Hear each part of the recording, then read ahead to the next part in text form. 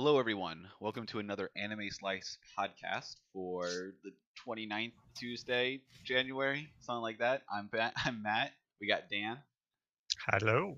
and Paul. Last again. You're on the bottom. Change your name so you put it on the top, and then we'll be fine. Donnie's not here today.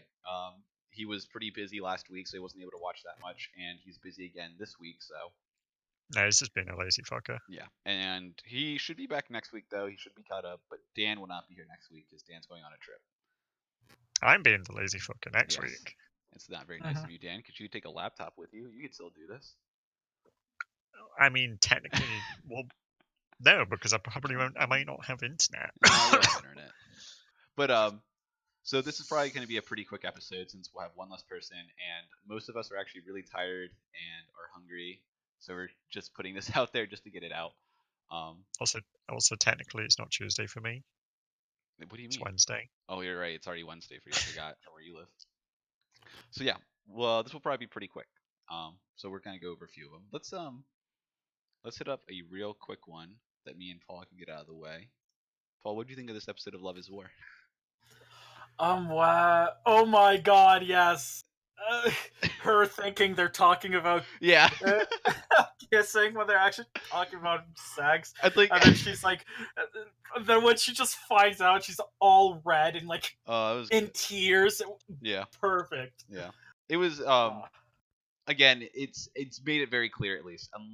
Actually, they did do one episode that was they did do one thing that was slightly different. It does seem like all the episodes are just going to be skits of everything, but this time the skits were basically like Paul said, they're talking about their first time and they misunderstand a 20 questions thing where she like tricks him into like, hey, let's do 20 questions, and then he's like, she's trying to get him to say something, and then also her butler's car, or like her car breaks down. Broke down. Yeah, that they used to chauffeur around. So she's like, whatever, I'll walk to school. There's a really funny scene from there. Well, it's not funny because it doesn't happen. But I thought this was gonna happen. I'm like, if this was another show, that would be really funny.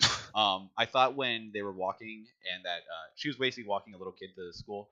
The kid's like, oh, I'm all good now. I see my friend over there. I can go on my own. And she goes in the middle of the street. She stands in the middle of the street for a good like 10 seconds. And I'm like, she's gonna get hit. Just she's get gonna by a get truck. yeah.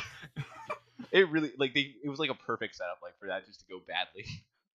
But yeah, pretty much it does seem like everything's going to be just little skits. And it was a funny episode. It was good. Everyone should go watch that show. Dan, you should go watch that show. It's really funny. Sure, I'll get right on it. Because I think like each skit is like probably a chapter of the manga. Mm-hmm.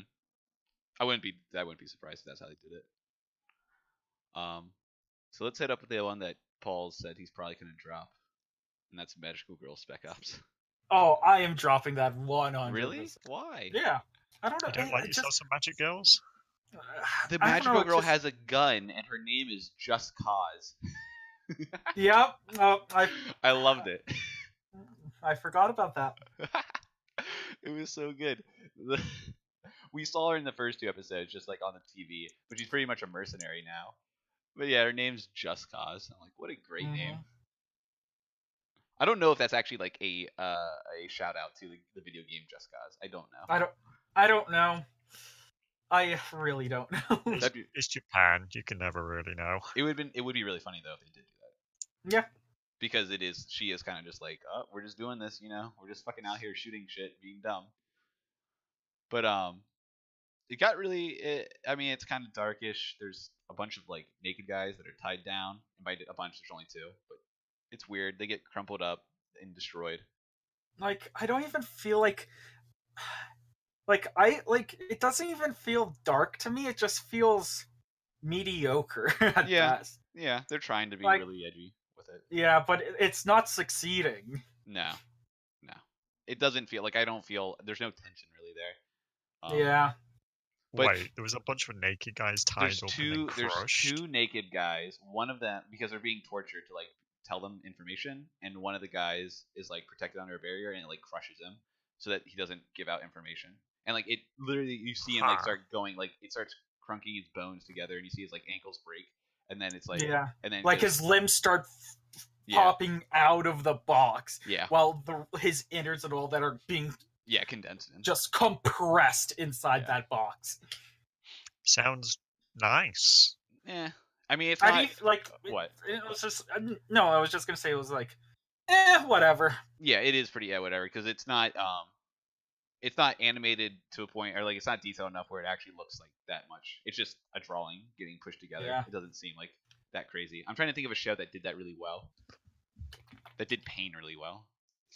I don't know. I can't. I don't know. Yeah, I don't know. I can't think of one. But yeah, it's other than that, they pretty much fucking they went to a pool. They went to a pool. Oh yeah. It feels like most of the girls are if at most bisexual, at least a lesbian.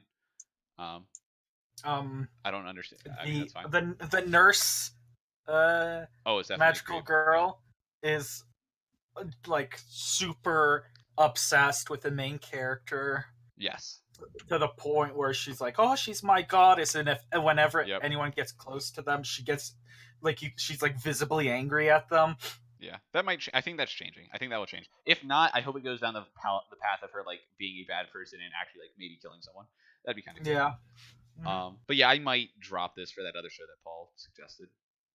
Domestic Girlfriend. Yeah. Oh, I know what anime did pain well. What? Naruto. The Naruto versus Pain fight. I knew Naruto. Oh my god. What a god. But yeah, and then at the end, the police girls, which is one of the friends of the magical girls, gets captured, and she's probably dead. Like I completely forgot about that. Yeah, she's probably dead. Probably. So that finishes up that show. I mean, I guess that's like the small stuff. Paul, do you want to say anything about a show that do you want to say anything about? Oh yeah, Domestic Girlfriend is. Yeah. Well, I read a spoiler where apparently it's gonna get fucked up. Like fucked up, like weird, or fucked up, like dramatic. Like, I think both. Oh, okay. With this episode, I feel like it's both. Okay. So he like. I don't want to spoil it because you might watch it. I mean, I probably will watch it. You don't have to spoil it. Give okay. Brief rundown what was good about it, if there was anything. So, I guess just the tension is. I really like the tension with stuff. But so wait, is it like when he finds out? Is the tension more like comedic tension, or is it more like I don't understand? Like, what kind of tension is it? Okay, so at first it's like first episode's kind of comedic. But then it's just slowly getting just darker and more darker. Or I guess darker is the worst word, a bad word for it's getting more serious. Okay. But it hasn't dropped down that it's still. It didn't slow down the episodes. No. Okay. There are comedic moments and they're actually placed pretty well. Mm-hmm. Because without that, it would just the anime would be kind of just too weird and fucked up. Okay. Yeah, but yeah. Oh. I watched. Oh yeah, I also watched Quintessential Quintuplets. Oh, is it? That sounds like a mouthful. It is a mouthful, man. How dare you? Okay. That's why. Yeah. Okay. I watched the third episode of Mob. It explores more of Mob realizing that he's speaking out for himself. It has his teacher actually noticing this all of a sudden. And Mob gets put in a bad situation where it's like he doesn't want to ever defend himself against the living because he doesn't want to become the people that he saw before where they're using their powers against humans. And he scares him that he'll ever turn into that, and it's been fucking his head up a lot. And now he's finally whenever his teacher would tell him to do something, even though his teacher wouldn't tell him to do anything bad, he would always just pretty much go through with it. He wouldn't think for himself, or if he did, he wouldn't speak up. And now he's blatantly speaking up about these things before he would do it, which is interesting. And it's good to see that his character is probably going to break actually pretty soon here. I think that it ended with him saying that he was at 60 or 70%, which for Mob Psycho 100, when he reaches 100% is when his powers are at maximum, and then he like goes crazy or something. So that's gonna be good. Probably in the next 3 or 2 episodes, we'll see. Actually, maybe next episode. The next episode, the people from the first season are coming back, so we'll see some of them. Let's go on to a one that fucking Dan can start talking about. Yeah, Sword Art Online. That's Dan's favorite. No, it's not. What do you mean? Dan, you didn't like this episode?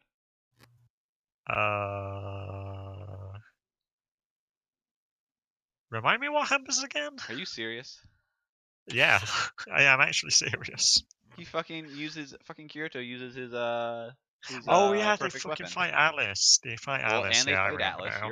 They fight Alice as well. You're right. That's not all. There's also Shaft Girl. Oh yeah, sad Shaft girl that doesn't know anything but the shaft. But she wants to fly freely with the shaft. Yeah, that's right. I actually really like that part. She just loves her shaft so much that she wants stop saying that. Okay, stop saying that. She's an elevator girl. It's just so I thought that was really funny when they asked what would you if you were like free from here, what would you do? It's like I'd always want to fly through the sky on this elevator. Like what? Okay, on this platform. Like what? Okay, that's pretty funny. Yeah, it's very funny. Yeah, she's fucking modern stoop kid, dude. That's who she is. Yeah. So I do like how Sword Art has taken a page out of Fate, and it's just a beam of light. Or I guess it's not light; it's a beam of blackness. Blackness with roots. Shoot lasers. We saw the roots. Yeah, you can see the roots that it comes from. I don't know. I don't understand. So at the beginning, when Kirito was fighting, I don't know, it was the like second in command of the Internal Knights or the Knights. Integrity Knights. Yeah, Integrity Knights, and he beats her, of course. But yeah. Then he's like, everything's fine. He's like, okay, go help the little ones out, give them this, and break their stuff. We never see them. They're just gone now. I'm assuming we'll never see them again. But that's a good point. Actually, they just disappeared. They do just. We actually don't see them. He says, "Go do this thing," and he just does it. We never really see him do it. I'm like, that's very strange to me. But he does that, and then he goes to look at the Integrity Knight that he just beat, and she's dying. And he's like, "No, I will not let you die." And he gets all fucking worked up about it. I don't know why. I mean, while he's just let like the other 4 Integrity Knights that was trapped in ice probably just die. Yeah. Well, yeah, pretty much. I don't know if they're actually dead. Well, we can assume that they're probably not dead. I mean, they're frozen in ice. Dan, they're in a video game. That would kill you eventually. Dan, they live in a video game. Yeah, eventually. But well, he didn't exactly break them out. Yeah, he didn't have to break them out. They're perfectly fine there. They're perfectly fine. They're probably actually better than before. Sure.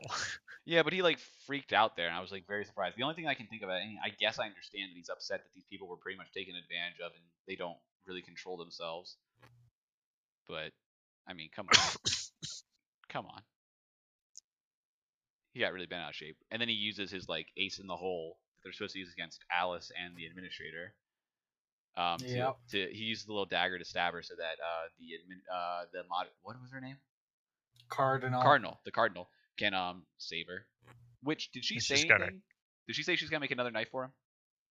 No, she said that at this point in time she believes that they can stop Administrator without one of the knives because she is still sleeping. Not awakened. Gotcha. Which we find out like she's like sleeping all the time now. Yeah. Yeah, and then they go and they find the elevator girl who's been there for 112 years or 120 years of some sort. It's 100 odd years. 100 odd years, yeah. And that's been her calling. And then Yujo thought, oh man, I thought I had it bad. Cutting down the wood. And it's also said that because she's obviously had her life extended, that it's affected her memory. Yes. So she doesn't even know her name or anything either. But she does get breaks at lunch, and she gets to go to sleep. So it's not all that bad. Yeah, but what happens if you need the lift at night? Ooh, that's right. What do you do then? What if you need to take the lift up to your lunch? Feels bad. I don't know what they do then. I guess they just don't use them. But Yeah, they go up. They see. They use Yeah, the stairs. yeah, they use the stairs. Come on, Dan. They're integrity knights. What do you think? They can Or fly.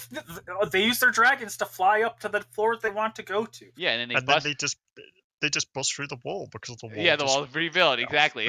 Yeah. That's actually really convenient.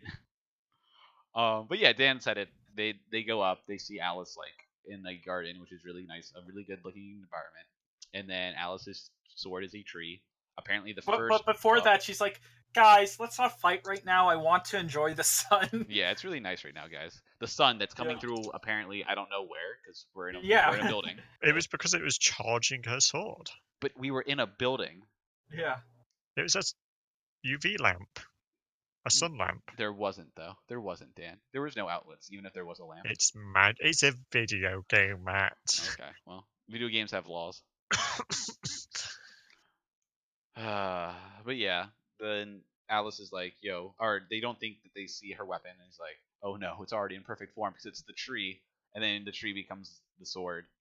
And apparently that tree was like the very first tree created, and it was the first non-destructible item because it was the tree that gave fruit that was created by one of the first gods, which is just one of the people that worked for Raft or whatever their names are. Raph. Yeah. And on top of that, totally took a page from Bleach. With what? With what part? With her pedals. Oh yeah, the pedals. That was cool. Yeah, because literally her sword turns into like shurikens or like pedal things that like can swoop around and then become the blade again. That was cool. But yeah, and then they fight. Kirito starts fighting her, and then Yujo's waiting to use his perfect form weapon again, and they use it, catch her, but doesn't encapsulate her sword, and she breaks out. And then Kirito uses, I forget what he does.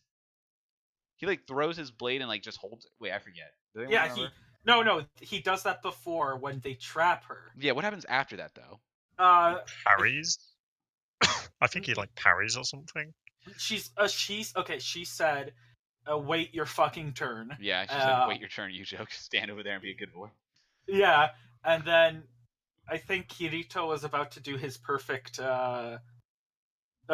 his Yes. armament, Yeah, that's his what I thought. Yeah, enhancement, yeah. and then the wall exploded and they disappeared.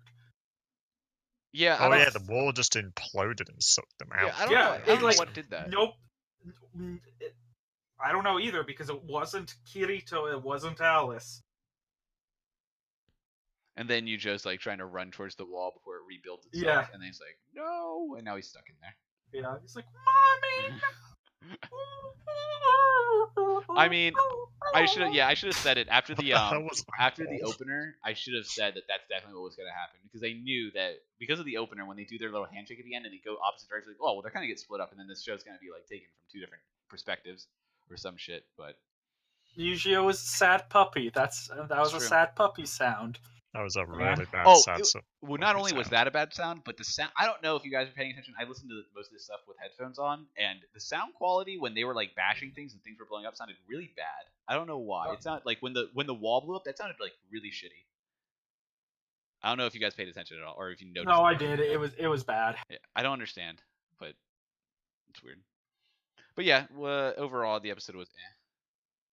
Unless you guys liked it. Did you guys like it? No, not at all. Okay.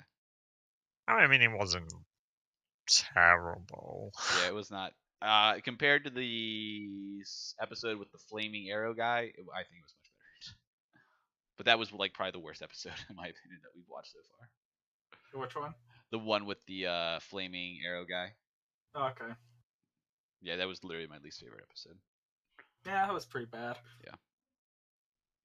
Okay, so where do we want to hit Dororo first, Paul? Before we Dororo. Okay. Yeah. Because The doo-doo. Dan, you're not watching that, are you? I am not watching Duty. Oh my god, it's not duty. It's actually fucking great. It is a good show. Though I'm always confused. What are you confused about? If I know Dororo is a boy, but Yeah. sometimes they make him look so feminine. It does. that- It does look like that. He It looks just very like feminine. it's just like I don't like why like. It's because he's a child. He hasn't grown into his gender yet, Paul. Come on. You're right. He can choose later. Yes, There is But, many different choices, Matt. I agree. Dan, you think I'm joking? I'm being serious right now. He could choose to be Anything he wants. helicopter. Dan, that's so rude. Come on now. No, if he wants to be an attacked Dan. helicopter, Dan, let it's him. okay. We have different views of politics. It's perfectly fine. And excuse me, Yeah. this is back in feudal Japan. They didn't don't know what have an helicopters, Dan. Yeah. God, Yeah, check fucking- your privilege. If they stick some planks on a pole and spin it real Okay, fast. we're getting too. Okay, No, that's yeah, fine. we're Stop. good. Yeah. Okay, Anyways, so what? Oh yeah, this. it was Did we primarily about the prosthetic guy. Okay. Yes.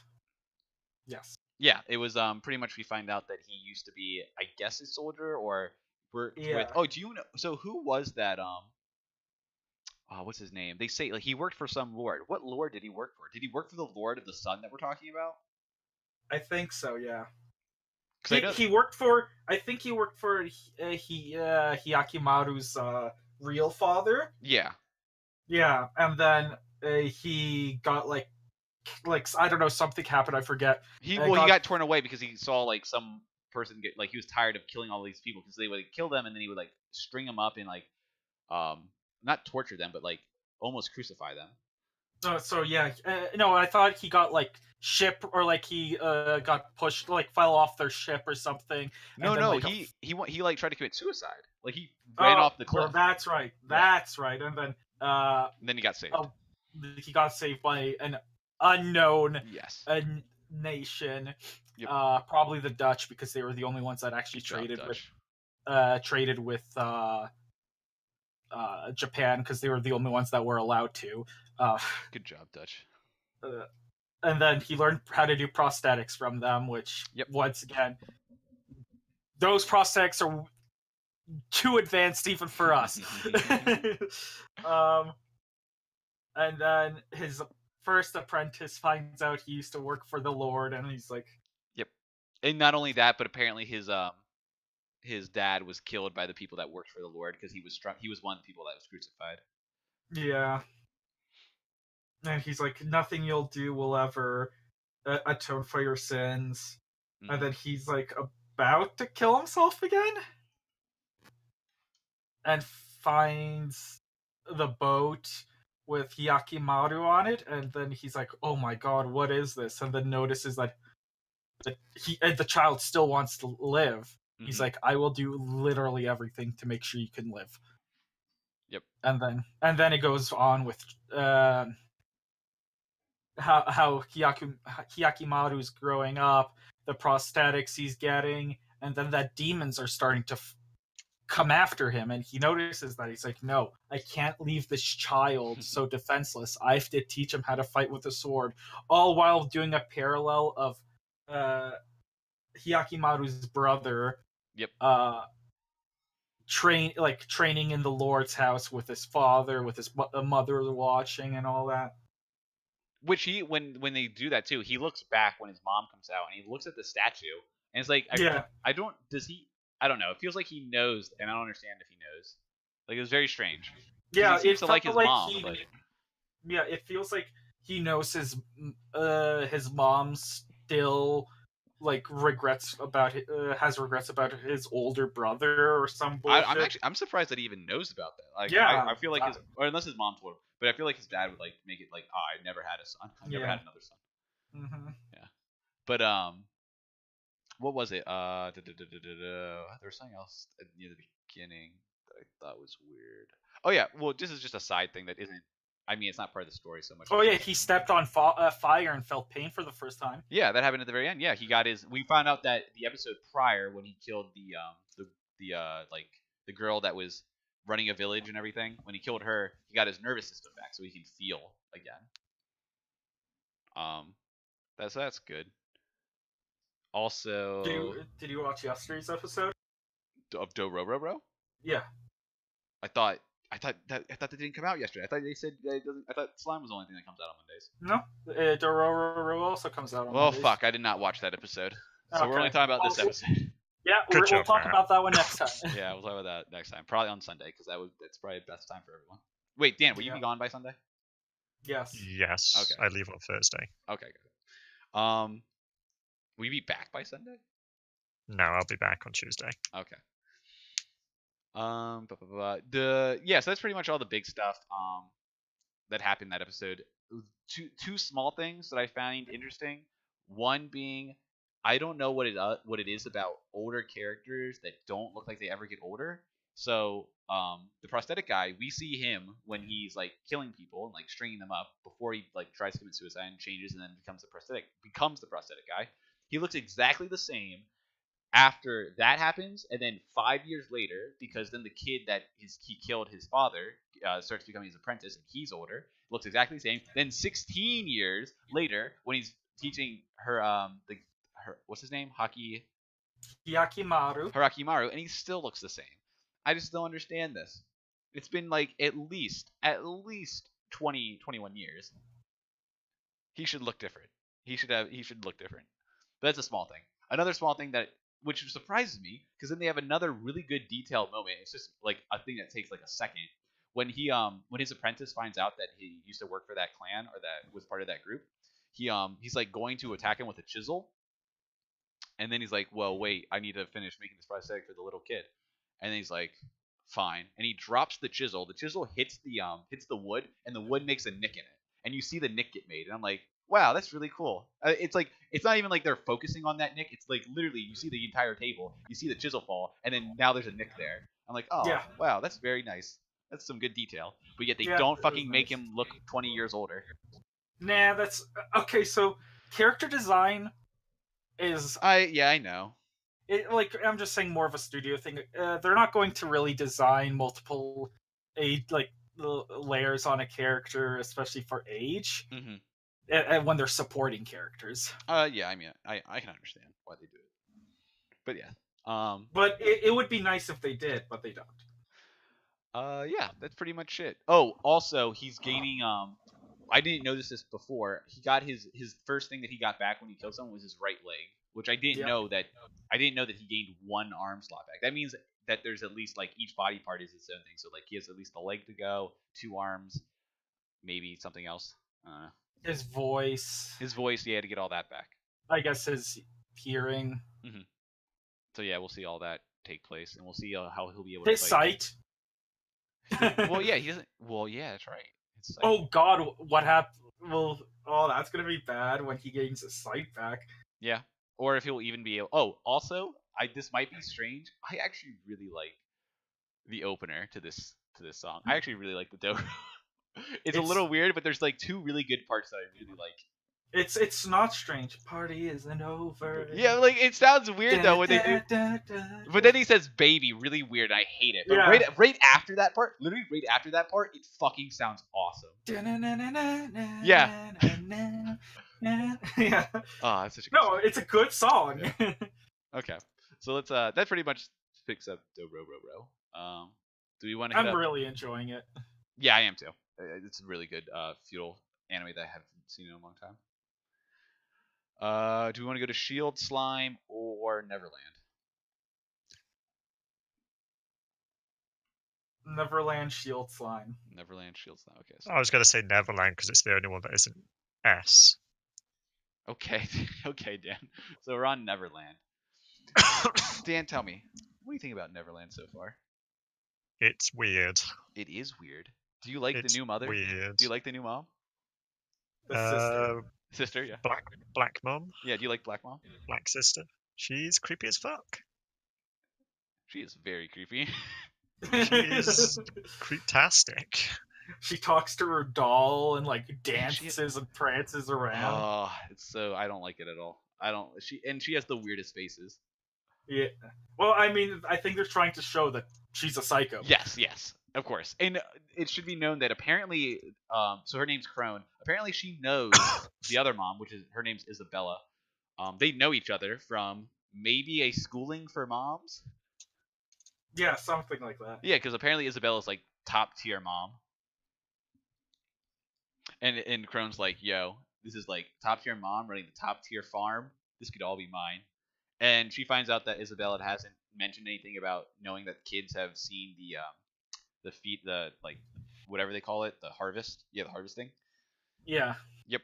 But since Crone knows that, and Crone's supposed to help her, now he's like, yo, if I find out, I can report her, and then she'll be killed, and then I'll take over. Mm-hmm. Yep. And before that's how the kids escape is Black Mother's interference. Do you think so?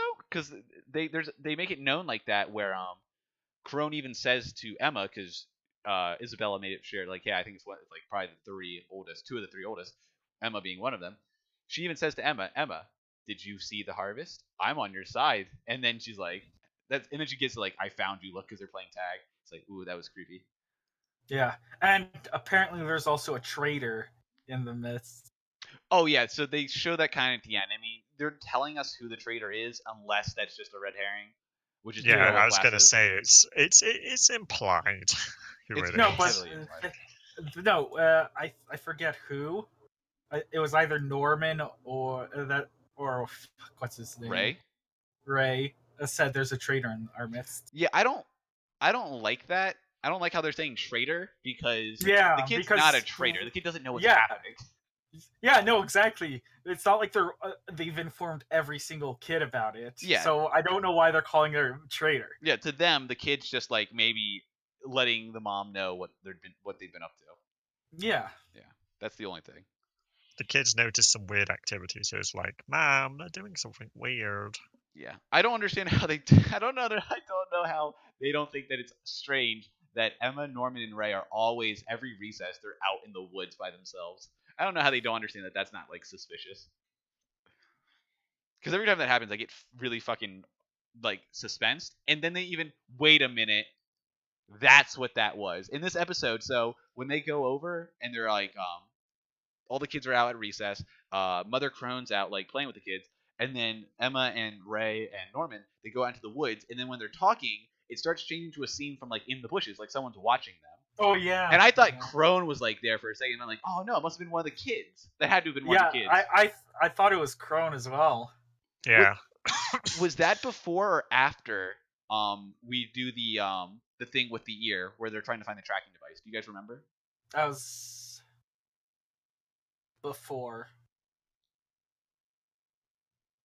That was before. Okay, if it was before, that makes a lot more sense now. Because then that could have been what the glasses girl was asking her when she was looking for it on Connie. If that is the order, for some reason I feel like the order is different. But if that was the order, that would make a lot more sense. Because she would be asking, like, what were you guys talking about? Like, what was all that? Yeah. Mm-hmm. No, I'm pretty sure, because that's where they're talking about, like, oh, we need, like, they're talking about, like, where the tracking device could be, and then, like, it has to be small. Well, no, that was when they were inside the That's when they're inside. They did that inside, not outside. They talked about, because then she mentions Connie, which is the new girl, the new baby. Yeah, I could have sworn that was. Oh well.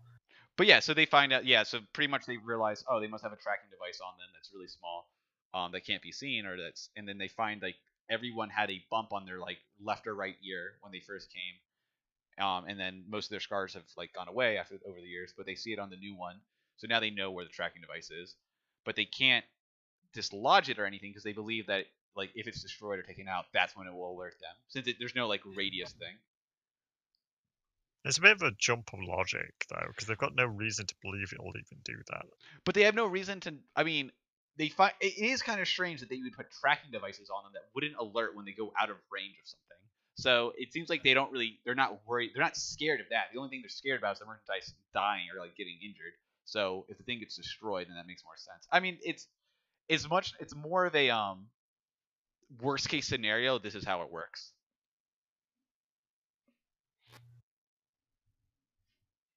But yeah, what else happened? I'm trying to remember what else happened. Oh yeah, they talk about possibly having to kill the moms. Oh yeah. I forgot about that. Yeah, Ray and Norman are pretty much thinking that's probably what's going to happen. But yeah. Emma's kind of. Oh. They're keeping Emma in the dark about the dark stuff. Yeah. Yeah, and that's also we hear, so Isabella mom was talking to someone on the radio, and then, like, the grandma, like, talks to her and says, yo, you guys produce, like, the best stuff. Are you gonna have stuff ready for him? And we have no idea who him is, but then we see a table full of demons, and we're like, what the fuck? Yeah. Oh yeah. Yeah. So that's very strange. I don't know if we'll ever get information on anything on the outside with the demons. It would be weird. It's so weird how they're just keeping it. I still feel like it could be just like a normal human society out there with a demons hiding in the upper class. That's what you think? ruling You think things there's a from the regular? shadows? I don't think that's what's going on. No. Those they are demons, all right. And what I'm saying is they're like the Illuminati. They're ruling from the shadows You in believe in the in an Illuminati, actual then? human world. I am going under the idea that no, I don't think. I think the only human races that are still out there are either farms or like a resistance that are barely living. Like they are not the majority, and they have no power. That's where I'm leaning. But we'll see. We'll see. Let me just go through these notes, make sure we didn't miss anything. Yeah, I feel like the humans are more like they might be like honestly like slaves, like laborers, or like horse, like like food. The question is, are the mothers actually humans? I would. Oh, you don't think? Do you? I'm pretty sure the moms are humans. It could be just monsters in disguise. Because would you really trust a human in that position? I don't. Apparently. But at the same time, would the kids be so like attached to a demon? Somebody, like a demon? Yeah. I don't know. Well, I'm going down the idea that they're just humans. They're really shitty humans. Yeah, that's what I'm still sticking with. Also, it was a really funny scene when they're playing tag with Crone. She like gave herself a time limit, and then the time limit ends, and Norman's at like the top, and like looking down on her, and she's like, "What are these kids? They're too strong." Like, damn. Yeah. That was funny. And it displays Emma's weakness as well. Yeah, that she's naive, but we already knew the weaknesses. Yeah. Yeah, we knew, but it was displayed. It was put on show. Oh yeah, because she had to like during the thing of tag. Emma. That being said, though, Emma's able to outrun her while carrying 2 kids. Yeah, so they're really That's strong. some fucking strength right there. Yeah, I mean Norman can outrun her, and Norman's weak sauce. Yeah, but Emma's carrying 2 fucking kids in her arms. Yeah, they're little kids though. Yeah, those kids are strong. Yep. So we'll see what happens to them tomorrow. I think Wednesday's when the episode comes out. Right? No, I thought it was Thursdays. Thursdays? Nope, it's Wednesdays. Wednesdays. See, we'll know tomorrow. Dan. Shield Hero's Wednesdays though. So is promised. Yo, speaking of Shield Hero, what do you guys think of this episode of Shield Hero? Everyone talk at once. Sorry, I was. He's going to win the people over and cause a rebellion. He's gonna win the people. Okay. He's going to be the people's champion. That's what you think's gonna happen? No, not really, but it's funny to think that. There's one thing that stood out to me at the very beginning of this episode that made me really upset. 2 things. I'm trying to remember the beginning of this episode. Oh my gosh, Paul. Well, one, the lowly. Oh, how it's been a week and she's already fucking like 18 years old. She's 18 now. I'm not. I mean, at first I'm like, okay, they kind of explained this somehow, but they didn't. They don't explain it. So, what's her name? Do we know her name? I know we know her name. Yeah, that one. Raccoon Girl. Oh, so yeah. The Raccoon Girl, who was a loli, is now at least like looking like an 18-year-old, which is fine. I'm okay with that, even though I would like it to be explained why that is. At first, I thought they were gonna like pull this weird thing where he sees like everyone else is seeing. Wait, what'd you say? Like to level? I don't know. Well, yeah. I mean, that seems like the most obvious way they would go about it is like the level one. But I thought they were gonna do something weird where everyone's treating her like an adult now, and like and he's like, "What's up with lolis?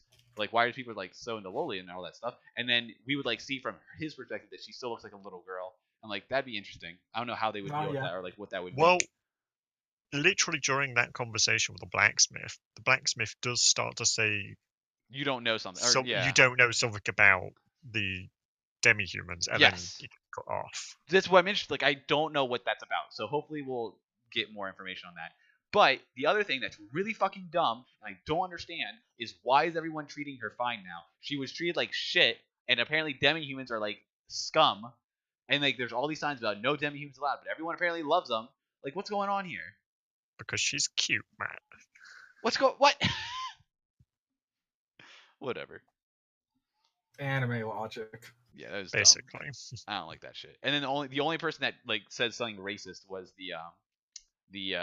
what's her name? The Spear Heroes person that betrayed. The Spear Hero's girlfriend. Yeah, the one that originally betrayed in the first episode. Yeah, she's like. Yo, why are you talking about demi-human? She's portrayed as a genuinely just bad person in this episode. Yeah, Just no a complete redemption. bitch. No redemption. Like before this episode, we were like, maybe she's just like being manipulated by the Spear Hero. Maybe it's a Spear Hero, but after this episode, it's pretty clear it was her idea. Yeah, bullshit. All of it dumb. But yeah, so all that happens. They find out. They talk about the hourglass again, which we've already talked about, where it depicts how much time's gonna happen until the next wave comes. The wave comes the next day after they check it. Oh, when they go to check it, they see everyone. What's up? Oh, I was just gonna say, and they get teleported with their party. Yep, they all get because he's like, "Yo, where's it gonna be?" And he's like, "Oh, don't worry, you'll get taken there." So they get teleported. They start. So they see like where the big horde is coming from, and then he and Raccoon Girl see a town that's like under attack that people are still at. So they go that way, and the other three heroes go towards like the big where the boss is pretty much going to be. And then they start defending the town. They start helping out. Like everything's going somewhat okay. They're saving people, and then the fucking guards... No, and then what? Oh yeah, I thought before the guards, the town people are like, "We're gonna stay and help fight with you." Yes. Like he's saving a whole bunch, and they're all leaving, and then they come back and he's like, "Yo, we're gonna help you out." And he's like, "Cool, thanks." So people are like, he's raising morale. People are helping, and then knights come, and they attack on the town, and and they start hurting the knight and like local people that live there. Like they didn't try to like get anyone out. They just did a big attack, and they didn't care who got hurt. And then the knight, and then Sword Shield here is like, "Yo, what the fuck was that about?" And they're like, he's still here." Ugh. And they like treat him like shit. It's like, "Oh, you're still alive." Yeah, like they don't care at all. Raccoon Girl's really fucking mad at this and like goes to like pull a blade on him, and they're like, "Yo, fuck you! You better not do that." He's like, "Yo, stand down." Shield Hero tells her to stand down, and then tells him, I really wanted him. I really wanted him to just either one, let her attack them. I thought they were going to kill them.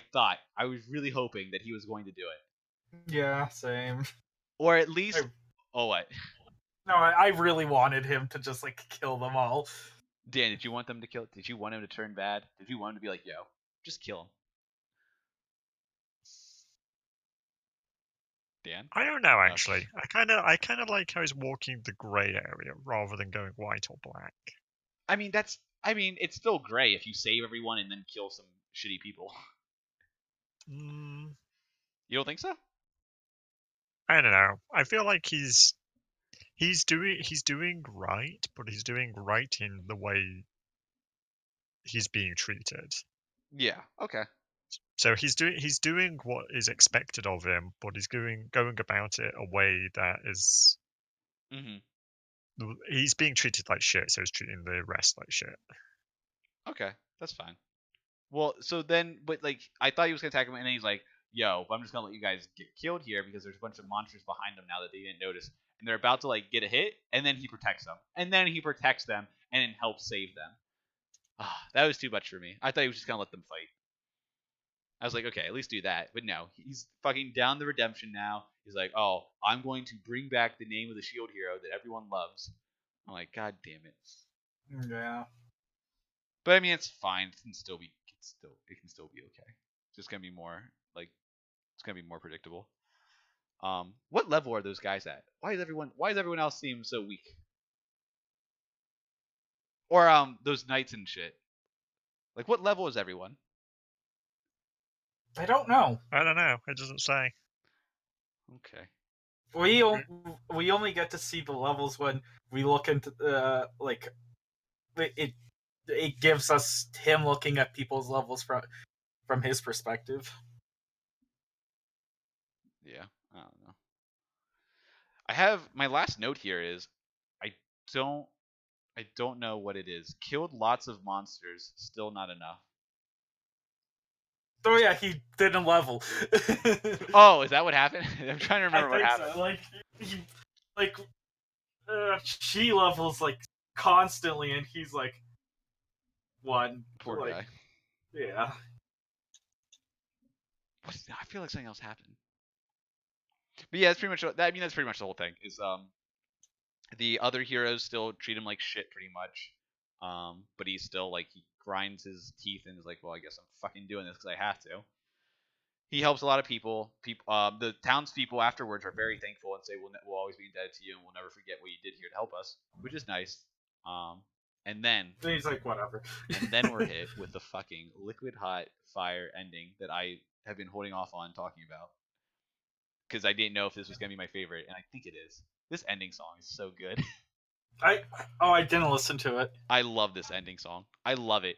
I don't know. It's between this and Mob. It's really hard for me because I really like these songs. Oh my god, this ending. Oh, also, sorry to go back to a show that we already talked about, but I don't know if you noticed, Paul, but I think the two last episodes of Love Is War have different endings, and I don't know if they're gonna do different songs for each one, but the second episode's ending was also fucking great. This episode's ending, this third episode's ending, wasn't that great. It was very strange, and I didn't know what was happening. It was very strange, but they are different. Oh man, oh that was good. I hope the next one, is gonna be fun. But yeah, this ending, fucking Shield Heroes ending is fucking like great. I just fucking love that shit. So yeah, it pretty much covers Shield Hero. Did they give an idea? Oh, also he has a lot of skills. He has a lot of skills. Yeah, that is awful.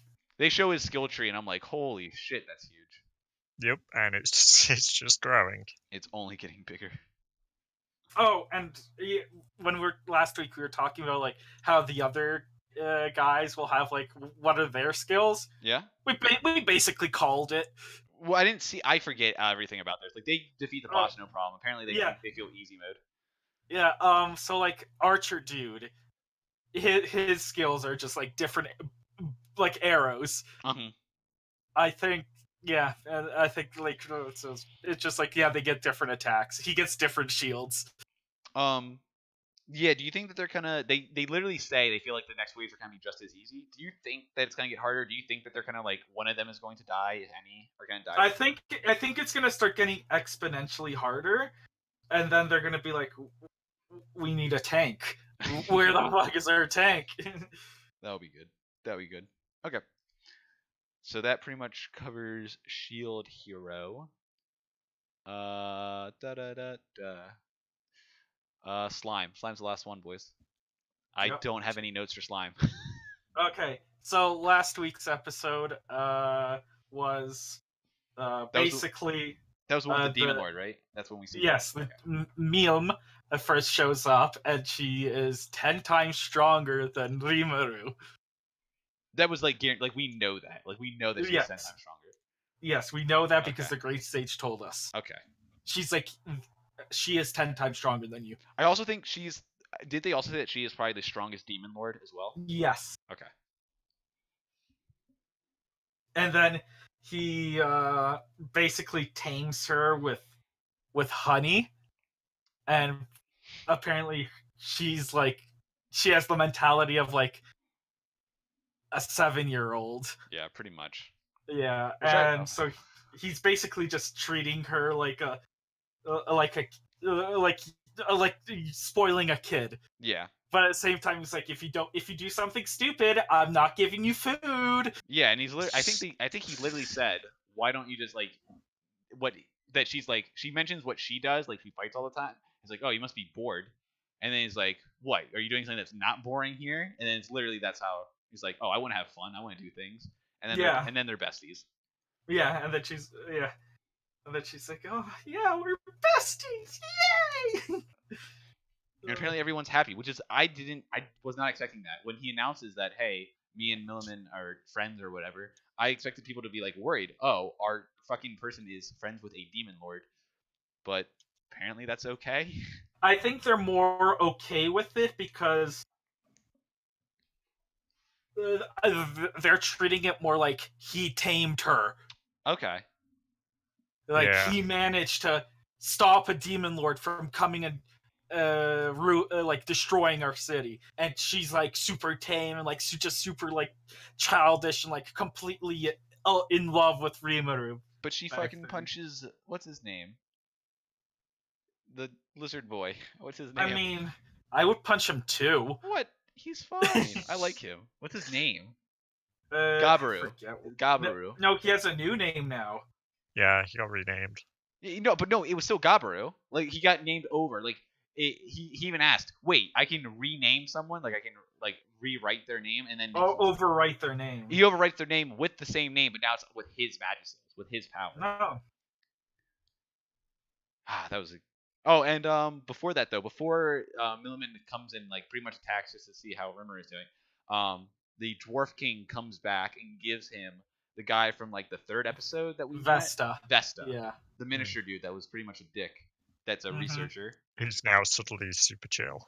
Well, I mean, Well, if you remember what happened at the end of like the Dwarven City arc, Mhm. I completely understand the change. I of agree as character. well. Yep, I agree. I thought that was Yeah. really. I mean, I understand how he feels that way now. I mean, he pretty much broke down when he realized that he fucking let down his king because all he wanted to do was Yeah. make him feel like want to help him because he Yeah, I forget what exactly happened, but I remember him seeing like him as a kid or something. yeah. He like grew up always like wanting to do everything. Like he's like he always I'm gonna grow up and help the kingdom and blah blah blah. He was very like patriotic and all that. Yep. And then because at the end, like when what's his face got exiled. Kajin or whatever his name was. Yeah, Kajin. Basically, Dwaragon, Wait, the what? Dwarf King. Yeah, I think yeah. like his name is like DWA. It's like Dwarf Gone or like something like that. Yeah, whatever his name is. Yeah. Yeah. Dwargon or something? Yeah, Dwargon? like it's dwarf without the F and then gone. Like a dragon. Anyways, he's like you because of your actions. Like first off, this was your moment to tell me the truth. You didn't because of your actions. We have lost the best blacksmith we've had in the city. You made me lose one of my best friends. Mm-hmm. You are no longer like a politician here, like an ambassador here. Poor Vesta. Yeah, and then like you see him like just like his flashback, he starts breaking down. He's like, "Oh my god, I'm so sorry. Mm-hmm. I'm going to change. I just wanted to do everything for you. I am so sorry." And then they bring him here, and Now he's researching, making stuff. now he's a scientist. Yeah. I'm trying to think if anything else. Also, I guess before that, we also see at least two other. So we see the white-haired demon lord that's been like controlling the magi that we've been like the clown magi thing, and then we've seen at least two other magi, and two other demon lords, I think. So we've seen Clayman, Milm. Clayman is the white-haired one. Yeah. And then two more I forget the names of. Yeah. And they all agreed, like, hey, we're not going to interfere with each other. We're not going to like interfere with people's things with the forest. All that good stuff. And that's pretty much all that happens in that episode. Ends with him making besties with Millman, and that's pretty much all I can remember. Yeah, and then this episode, the kingdom to the north hired mercenaries to check out what's going on in the forest, while the kingdom to the west, I think, sent their adventurers plus like the guild master or something. Yeah, with all and then while it's their like going there, I forget if it was before or after. I honestly don't care. We see that Vesta was able with doing research in in Rimuru's lab. He was able to finally create a full potion, which is like 99% potency. Yeah, it's pretty much Which is almost like apparently that 1% makes all the difference. yeah. Yep. Apparently, so a high potion is 98% potent. A full potion, what Rimuru can create, is 99%. I thought Rimmer's was the one what they were reaching for. Like that would have been the 100%, but the 99% was the one right below. Maybe I misunderstood. Rimuru creates 99% potency. Okay, gotcha. So now they can just create that. Damn. Yeah, and he's like, wait, why don't we just export that? And they're like, yeah, if you kind of want to just make everything obsolete, like a high potion heals wounds. Your potion basically brings people back from like half death. Yeah. And you just willy-nilly throw it at people. Yeah, here, just take all of this, guys. This is all you'll ever need. And then that point also comes up when they're talking about selling it as well. Yeah, that's right. Yeah, then. Yeah. Exporting. I said exporting it. Yeah, Dan. God, Dan. But then you also mentioned like the two parties that were coming to look at the forest. Yeah. They kind of meet up on their way to the forest because they're fighting some the giants. Adventurers who are danger prone. Yes. Fight I think armored arachnid was called or something like that. It's like a night arachnid, a night spider. Yeah, something like that. Night I don't know. Who cares? And they're like, the mercenaries are getting ready, like all that. And then Gopta shows up. He's like, "Hey, whenever I see you guys, you're always fighting. You must love it. I'm gonna he's like, you guys might love this, but I'm gonna take this over." Insta kills them. Everyone's there is just like, what? Yeah. And he's like, "Oh, this is great. We're having a feast tonight." And then it cuts to them cooking it, or like boiling it in water, making like a soup out of it. It looks like it's crab now. It does look like crab. Yeah, and then you just see Milm there like and then the three parties are, so Rimuru and both the countries' representatives are talking, and the other guy is like, "Why are you guys? He's just a fucking slime." Yeah, the mercenary dude. Like, yeah, pretty much a mercenary. Mm-hmm. He's like, he's just a fucking slime. Who cares? And then everybody gets like pissed. Yeah, no one. It sounds like every time someone tries to badmouth him, it's like no one's happy. Yeah. But then after they're talking, they're like, "Oh, want to make treaties to show that you got to show that you aren't." Don't want to harm us. And he's like, yeah. Also, who knows about the Orc Lord being murdered or like getting killed? He's like, the king and only like a few of us. Mm-hmm. He's like, okay, then I'm gonna hire you. He talks to the mercenaries.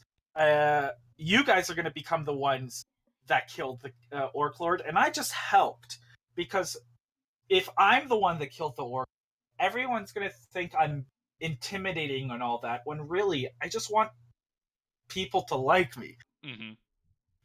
And then it cuts to stuff later, like later on in the day. I think I forget if anyways, I'm gonna go out of order probably.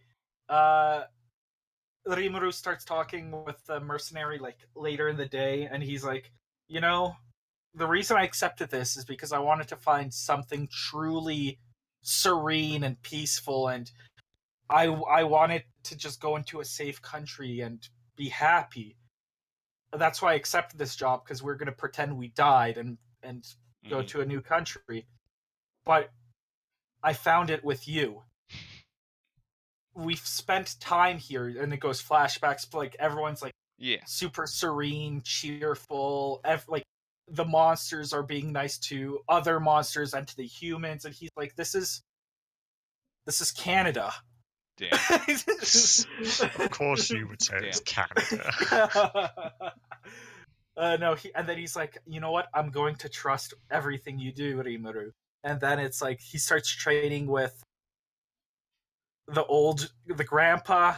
Well, yeah, yeah, his people are gonna start training so that they can become Yeah. champions. so they can look like champions. Yep. And then and then Rimuru sees an explosion. I think. Well, so this is out of order. Don't worry about it. Just tell what Okay. happens. It is that happened technically prior to all this, but it's fine. Okay, yeah. So, but yeah, then there's also an explosion because like another demon lord's subordinates came and apparently Meal beat the shit out of him because he burned half of is it Sigurd? Rigard or something?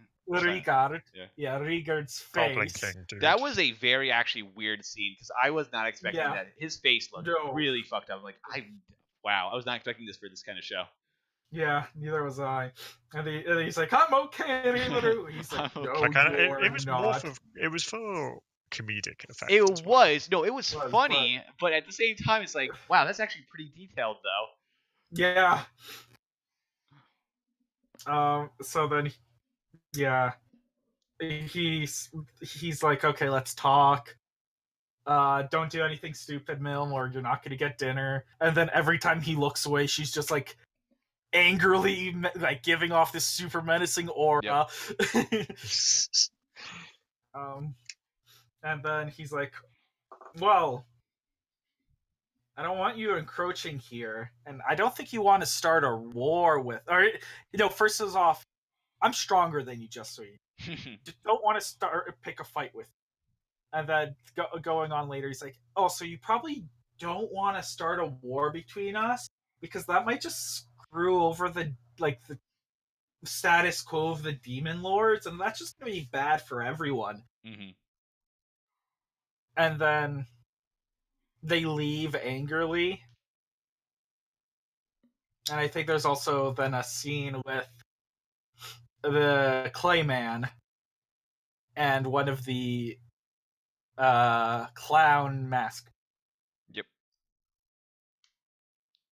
Just a girl. Harley Quinn. Well, I mean, her name's like Tyr or something, but yeah, she's one of like the clown Magin. Yeah. Apparently, her name is literally Tyr. Yeah. Apparently, she's been spying on people. It sounds like she was spying on the other demon lords, one of which mentions that they're going like some big monster that has the same power of a demon lord was reincarnated. Oh yeah. Yep, and he's like, we have to tame him.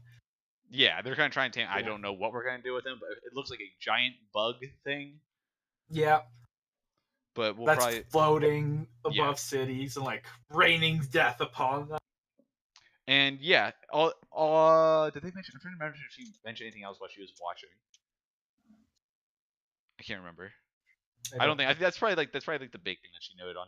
But there was one other part that after that encounter with the other demon lord, not Clayman's henchman that came over to Rimuru. The beast guy. The beast guy, yeah.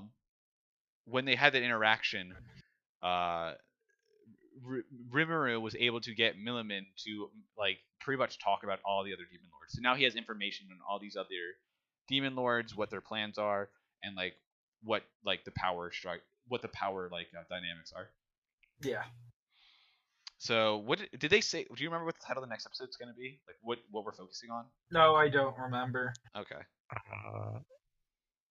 Yeah, I can't remember what it is either. So again, I don't know why. I mean, I feel like these since episode 12, the episodes feel really fast. And this episode, again, they covered, especially this last episode, they covered so much. We literally had an antagonizing.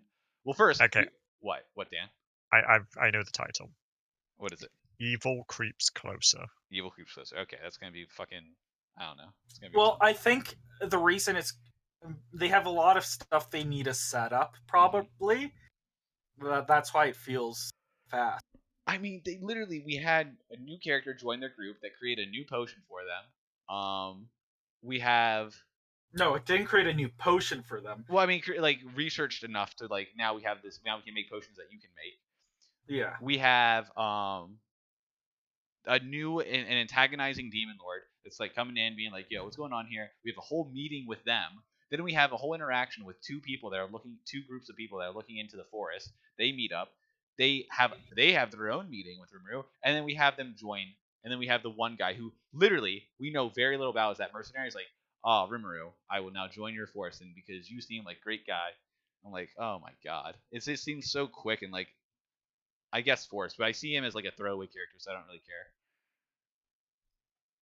The mercenary guy seems like a throwaway character to me. I'm like, whatever. He does.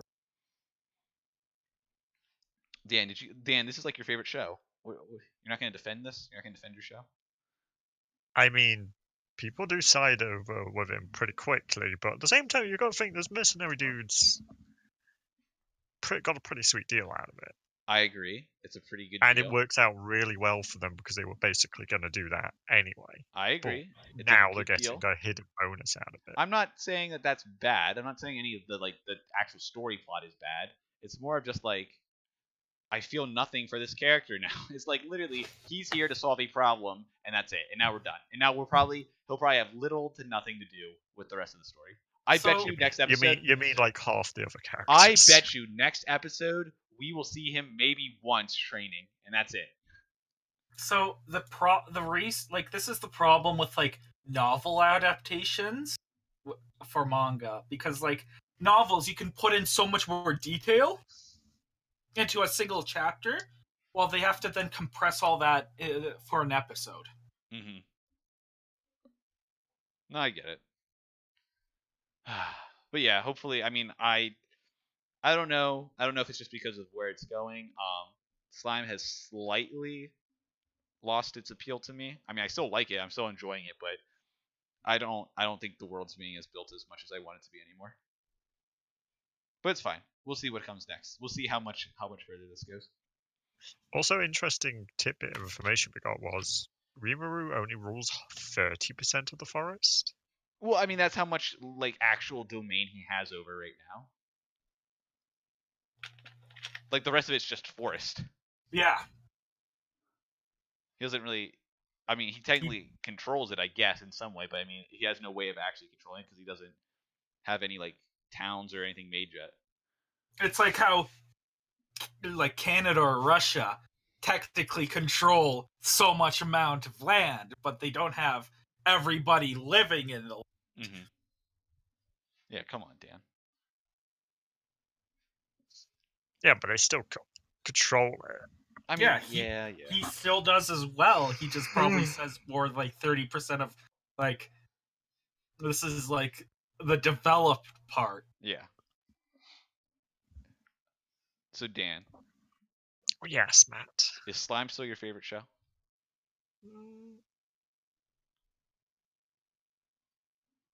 Oh my gosh. It's a toss-up between Shield Hero and Slime right now. Really? Okay. Paul, what's hitting you this season? Where are you leaning? Fuck, it's really hard. Okay, so more for like slice of life stuff. I'm really enjoying 3D like 3D Real Girlfriend or whatever it's called. It's just very it's just a nice show. It's very pleasant to watch. It's drawn in a pleasant way. Okay. So like for my slice of life kick, that I really like that. For my what the fuck am I watching kick, Domestic Girlfriend. Damn. And then for my like action-y kick, I still have to go with Slime. I still just love Slime. Okay. Overall, for me, it's a toss-up between Dororo and fucking Love is War. This is some good shit. Oh, you know what? Normally, I don't enjoy comedy. I don't really enjoy like. What, you love Gintama? Comedies.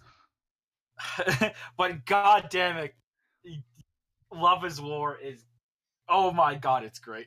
Yeah, Dan, you don't watch many comedy animes. You should give it a shot. I think you might find it funny. What, Love is War? Yeah, just watch like the first episode. If the first episode doesn't make you laugh, then you can stop. Okay. Maybe. But I mean, I'll consider it. It's funny, dude. Okay. that pretty much covers pretty much all the stuff. Favorite episode from this week, boys?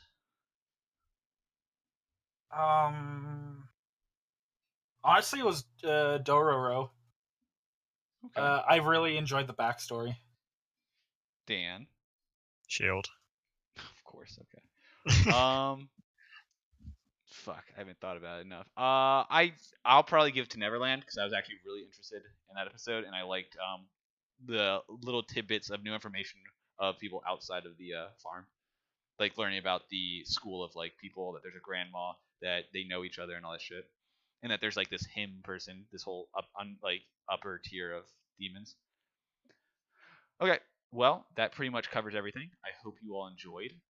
This will probably go up either tonight or Wednesday afternoon, and we will see you all next week. Later. Bye. Bye.